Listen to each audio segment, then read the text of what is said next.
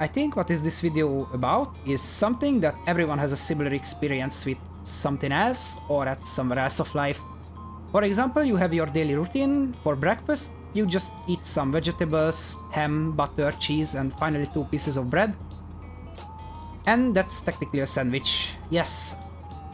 After eating your breakfast every day with the similar quality, similar ingredients, you just eat almost exactly the same sandwich every day. But suddenly, during your free time after work or school, you read the local news or just see an ad on Facebook or YouTube while scrolling through your phone that a new bakery is about to open nearby your house on the next Monday.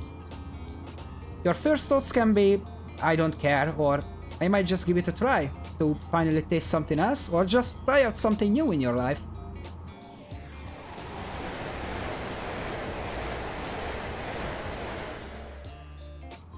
Well, regardless what was your reaction when you saw the ad as you pass by, you see how good looking the breads are, and the smell is just making you curious every day. How do these breads, sandwiches and other things of these bakeries taste like? But there is something that bothers you, the price. It's a bit more expensive than your regular bread and bun being bought in the grocery store, but it's not that shocking and still you are curious. After work, you just decided that instead of buying your bread or bun for your breakfast at the grocery store, you will give it a try and buy some ingredients at the new bakery. Even more, you buy the food for dinner, because as you enter the store you feel the smell and you can't wait to taste the new. Taste something that you don't know yet. The taste of beginning and the taste of higher standards. As you got home, you unpack everything and prepare your freshly bought bread for sandwich. You are putting the ingredients on the bread and use the butter of course, and vegetables, ham, cheese as you wish, and finally you made a sandwich. You are ready to take your first bite of the food. As you are looking at it, it just looks very different. You cannot explain why, because everything is the same except one ingredient, but still, it's just the same sandwich with a different bread, right? And then you take the first bite. You feel something you haven't for a long time. The definition of the perfect. As you taste the first bite of that sandwich, you suddenly feel the harmony of your food. The taste, the colorfulness of its look, the crunchiness, and then you start forgetting that average sandwich you were eating before, and you promise yourself that you will never ever buy that cheap bread again that you bought only to make your breakfast and it tasted bad anyway. Well, for me, this new type of bread was the TSW6, new Czech DLC, Liberec Stará Paka.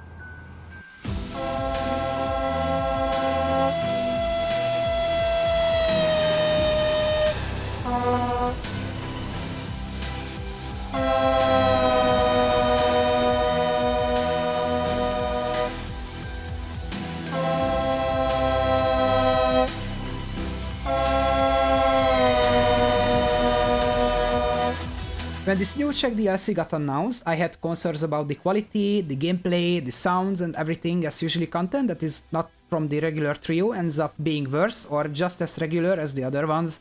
As time passed by, we saw some work in progress footage of the Liberec DLC, and then I felt something is not right. It's going to be either a great success or a huge fall or fail for this dev team. But after a while, the silence had broken.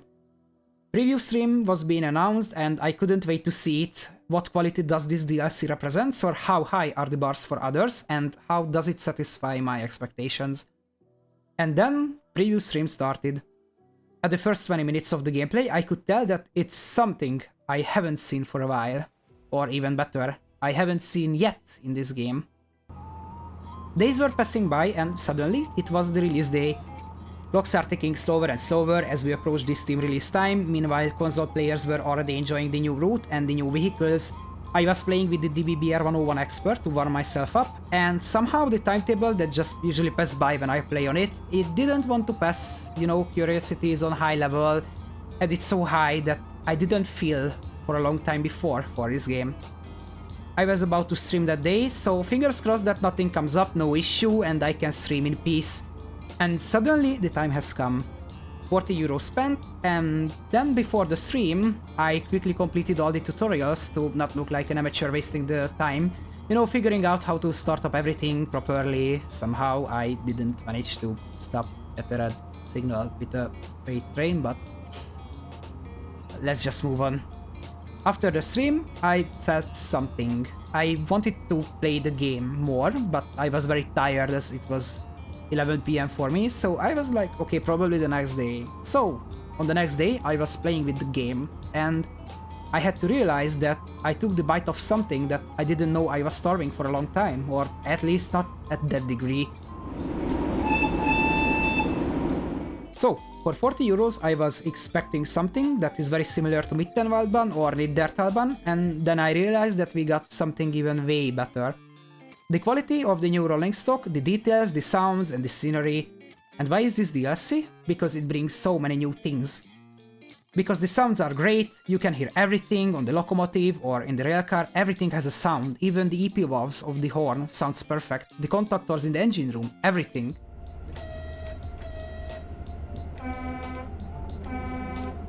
The graphics, astonishing. Scenery, it's very well detailed, even the houses gives you the feeling of a proper Czech countryside. People having things in their gardens like pools and other stuff that you usually see in real life when passing by in an Eastern or Middle European countryside, and when you look outside from a train. And let's not forget that trees are not spawning in your eyes like on any other maps. Features, we have so many new things. Radio communication in scenarios, even in timetable mode, you have proper shunting timetables that feels different for some reason than on most of the maps. For 40 euros, it's absolutely worth the price. You get a railcar and its trailer cars, a locomotive and some freight cars, and a very long map for this price, and the best part of this, both trains are representing almost the same level as expert locomotives do. You see so many graphical features that even DTG didn't manage to implement in their game. The fog and how the lights behave in different weather conditions, for example. This DLC is the peak of this game. You just play it and can't wait to see the next DLC from Vector Simulation, and can't wait to see what kind of vehicles are they making for the next content, or can't wait to see something similar that represents this level of detail and quality. But as you finish one scenario or timetable after the euphoric experience, you return to the menu and you have to face something. All the time when you were playing on a map with a train, it probably gave you a satisfying experience and you had your time playing with it. But from now on, every other content in the game won't give you the same feeling as before. For you, it's just some low or mid-class ingredients to your sandwich, and you won't enjoy that map or train anymore that much. It's not you being broken, greedy or something, it's nothing wrong with the game. Or it can be, but let's just move on. But you can't explain why, you just don't enjoy them. This time you have to realize that a new thing just raised your standards right after tasting it. You wouldn't sit in your average daily car with a happy face after you drove a sports car on a racetrack and had a dream experience, right? For the first time you tried the DBBR 101 Expert, or if you purchased it, the 145 Expert, but it doesn't feel complete. You don't seem to be enjoying those locos that much as you did before, and you probably ask the question why.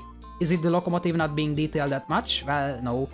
The locomotive is as detailed as the coffin or the goggles, or they are detailed even better, so it has also some features that wasn't present for a long time in the game, like fault simulation or virtual conductor, for example. But something feels off. I think I have the answer for you, it's everything around the locomotive. When was the last time when you were playing on a map and you could say, this map looks awesome and perfect? Probably it was the Mittenwaldbahn. Yeah, I know if you seek for European content only, it's a very obvious answer, but yeah, let's just move on. But from now on, for me, and probably you who experience something similar with other things, anything that doesn't hit the bar for your current expectation, with a very high chance you are not going to be that interested as before. New German route with the exact same rolling stock we usually get for 4 or 5 years? Well, I mean, who cares? A new locomotive add-on that is not represents the expert level, or at least scratch it from the surface? Well, it's closed, I guess. Is that an issue? Well, for me, and probably most of the German or European train fanatics who loves to see content from their country, probably not, except if the route they wanted to see in the game is not representing the level of what they expect. But from third-party developers and ATG's view, it can be an issue. From now, most of the community wants the new content that is not just another low-effort route with so many mistakes, lack of details, and with a very simplified scenery. This fact is also being proven by DTG trying to implement a fault simulation to their new contents that is just a cheap copy of Train Sim Germany's fault simulation from the DBBR 101 expert or the DBBR 145 expert. Also, for graphics, as the vector simulation team who worked with the Unreal Engine for the first time managed to make so many things graphically that we haven't seen in the game before, then I think most of the people from this community expects DTG and other experienced developer teams to do the same on their new maps. At least that's true for me. And why? Because it just doesn't seem right that a fresh new team asking a fair price for their very detailed content and other developers are just asking a little bit cheaper price for their half-baked raw content. That's just very simple, and be happy that the PZB or LZB works fine sometimes. So, high quality can be a blessing and a curse for both sides at the same time. It's a blessing because something satisfied your expectation, or even over-satisfied it. You don't feel like you just threw your money out on the window for content that is absolutely not worth the price. At the same time, even existing content that satisfied you before can let you down, and for the whole time, when you are forcing yourself to play with them, you will ask for most of the time that why it cannot be at the same level as DLC X and Y. For devs, it can be a double-edged sword, because on the good side they can see that the community is satisfied with what they got, they don't make drama topics about the new content, how bad is that, what they got for the money they spent, and they can be satisfied too at the same time that they managed to make something great that the community members like.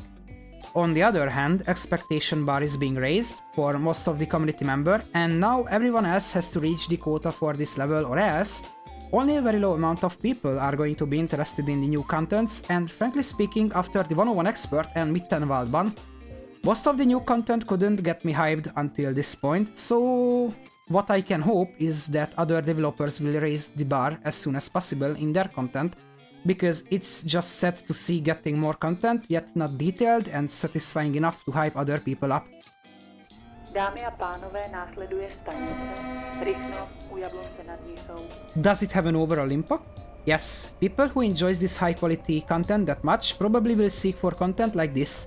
On the other hand, you can get bored on these maps too, so you will buy newer and less detailed content anyway. The only difference here is that you will always look back on these high quality contents and play on them most of the time after trying out something new that doesn't match the level of these add-ons.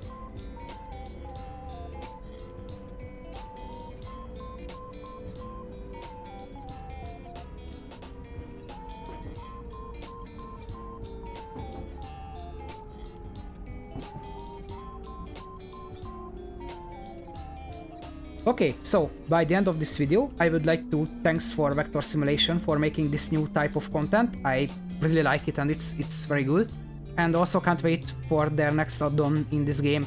Also, I really appreciate Train Sim Germany works too, so I can't wait to see their next Expert Locomotive add-on. By the way, speaking of new content, let me know what is your guess, what kind of content are we going to get from Vector Simulation and Train Sim Germany? Let me know in the comment section, and if you enjoyed this video, please leave a like, thank you.